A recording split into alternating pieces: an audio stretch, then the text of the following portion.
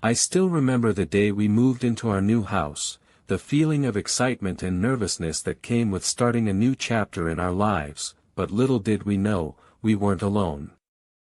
The realtor had told us that the previous owner had passed away, and the house had been left to her niece, who was eager to sell it as quickly as possible.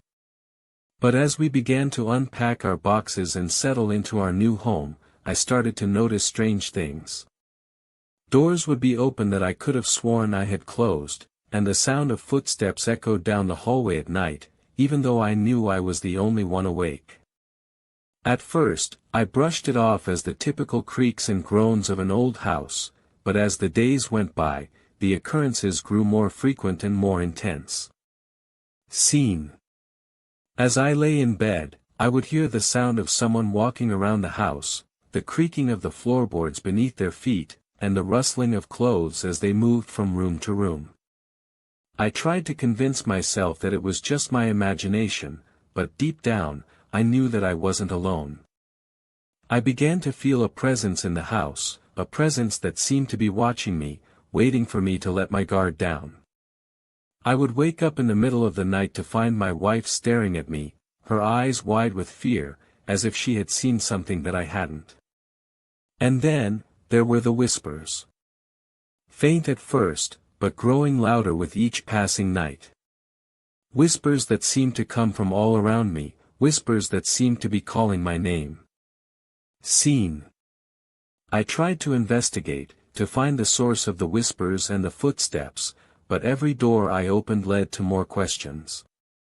The house seemed to shift and twist around me, like a labyrinth designed to keep me from uncovering the truth. I started to feel like I was losing my mind, like the house was playing tricks on me, making me doubt my own sanity. And then, one night, I saw her. The previous owner. Standing in the kitchen, staring at me with a look of sadness and longing. I froze, my heart pounding in my chest, as she began to walk towards me. But as she approached, she vanished into thin air, leaving me shaken and confused. Scene. I knew then that we had to get out of the house, to escape the presence that seemed to be suffocating us. But as I turned to my wife, I saw that she was gone. I frantically searched the house, calling out her name, but there was no response. And then, I heard the whispers again, louder this time, more urgent.